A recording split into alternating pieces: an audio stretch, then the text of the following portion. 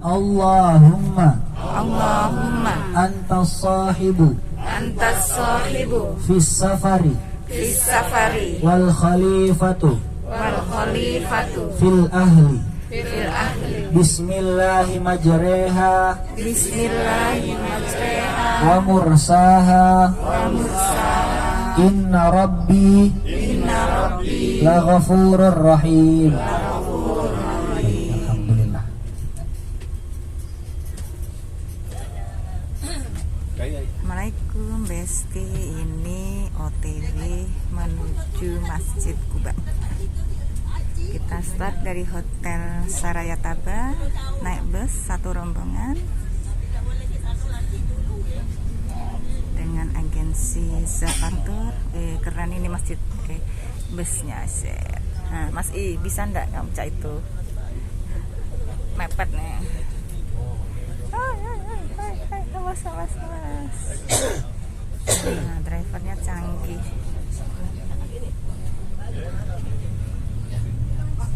Oke, Besti, kita start. Nah, itu jamaah-jamaah juga pada motor. Jamaah dari negara Afrika sepertinya. Nah, ini bis-bis. Jadi kota Madinah itu kota yang tidak pernah sepi. Kota hidup 24 jam ada terus. Bismillahirrahmanirrahim. Bapak Ibu sekalian, kemarin ketika kita mau sampai itu sudah sempat saya katakan ya, di depan kita ini sebelah kiri itu ada Masjid Bilal namanya. Ya. Oh iya, itu Masjid Bilal yang kubahnya hijau atasnya itu ya. Jadi Bilal ini siapa Bapak Ibu? Ada yang kenal Pak Bu? Kenal nggak? Saya tahu dia tidak kenal saya. Masya Allah.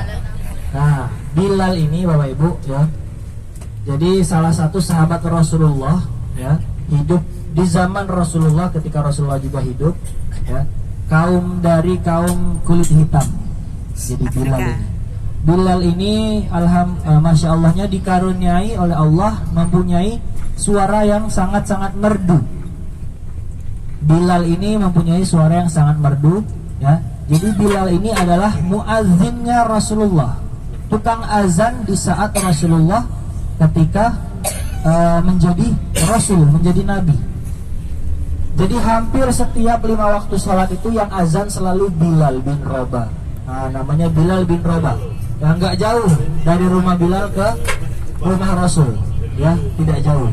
Jadi Bapak Ibu, Masya Allah ya, ketika seluruh sahabat Rasulullah itu ketika Rasulullah meninggal sangat-sangat merasakan kesedihan ya, termasuk salah satunya sahabat Rasul yang bernama Bilal bin Rabah ini. Dua kali. Jadi Bilal bin Rabah ini Bapak Ibu sekalian, ketika Rasulullah Sallallahu Alaihi Wasallam wafat pada saat itu, maka Bilal pun tidak ingin lagi mengumandangkan azan. Jadi suatu saat ketika Abu Bakar meminta Bilal untuk mengumandangkan azan lagi ketika Rasulullah sudah tiada, ya, apa yang dikatakan sama Bilal Bapak Ibu? Bilal berkata bahwasanya, wahai Abu Bakar, izinkan aku hanya menjadi muazzinnya Rasulullah saja ya. Izinkan saya hanya untuk menjadi muazzinnya Rasul.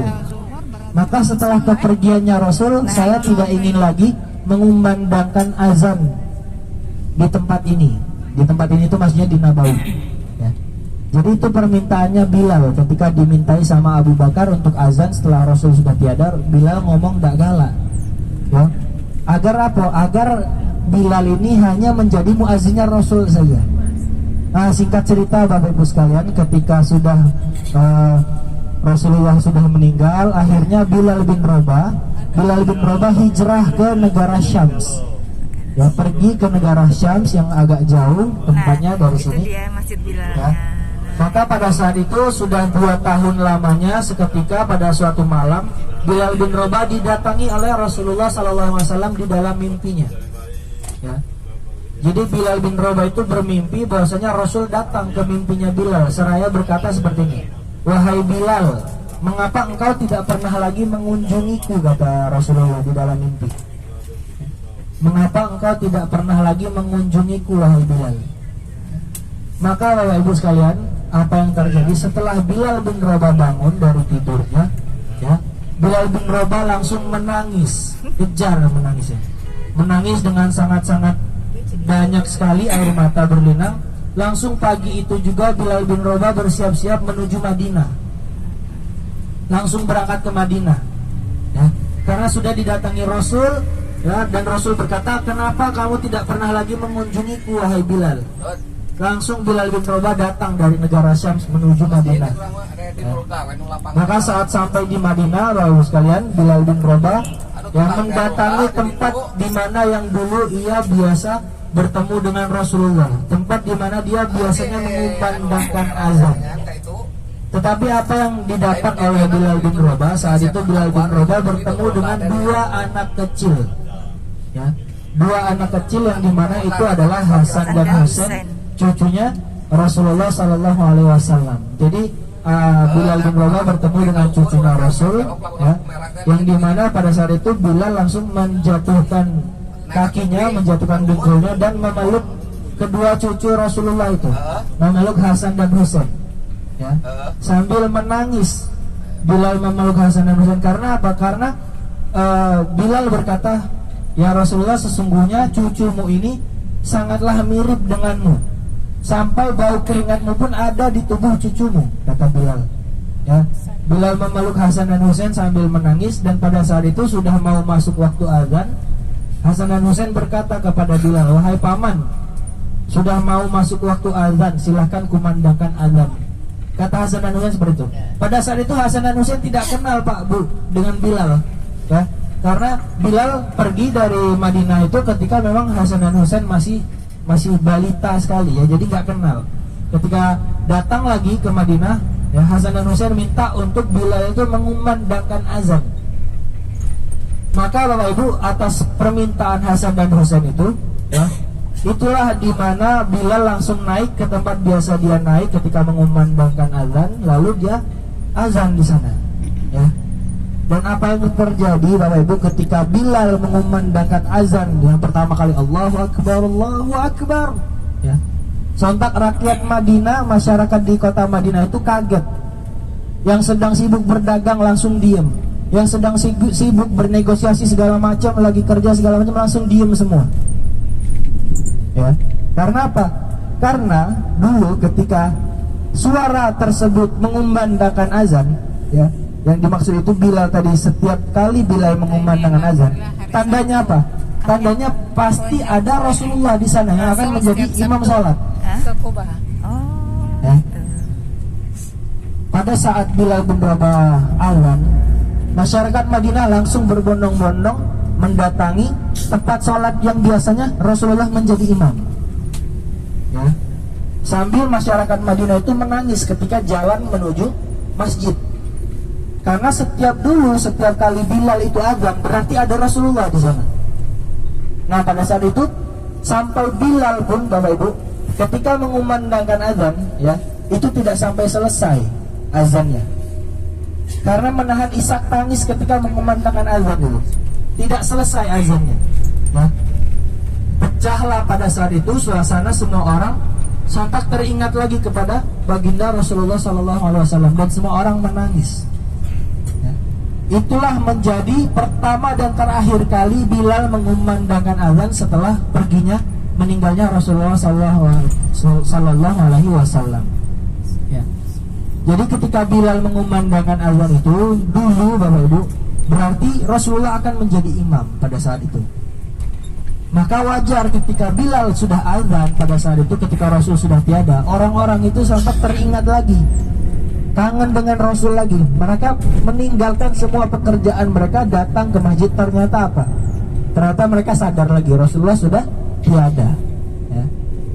Nah, pada saat itulah sedih lagi, teringatlah lagi masyarakat Madinah dengan kecintaannya terhadap Nabi Muhammad SAW, ya. Masya Allah. Jadi Bapak Ibu, seluruh para sahabat, ya, orang yang hidup di zaman Rasul itu disebutnya para sahabat, sahabi, ya. Kalau kita umatnya Rasul yang tidak hidup bersamaan dengan masa hidupnya Rasul itu disebut dengan ikhwan, ya, ikhwan.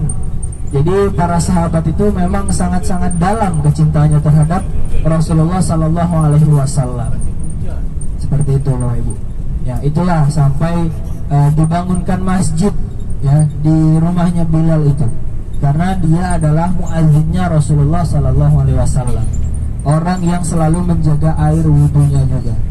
Ya, Masya Allah. Maka dibangunkanlah masjid di sana. Maka setelah ini Bapak Ibu kita akan beranjak ke Masjid Quba. Ya, ke Masjid Quba ini masjid yang pertama kali Rasulullah dirikan di kota Madinah. Sesampainya Rasulullah di kota Madinah, saat hijrah dari kota Mekah itu, ya, Rasulullah sampai di kota Madinah dan membangun masjid yang sekarang dinamakan Masjid Quba. Masjid Quba ini juga usisa ala taqwa, ya, dibangun atas dasar ketakwaan. Jadi kenapa Rasulullah itu membangun Masjid Quba pertama kali Bapak Ibu? Ya, padahal dulu di Madinah ini belum banyak, umat Islamnya belum banyak, ya, kan Rasul baru datang. Maka umat Islam pada saat itu belum banyak yang ada di kota Madinah ini. Tetapi Rasulullah membangun Masjid Quba, ya, dinamakan Masjid Quba.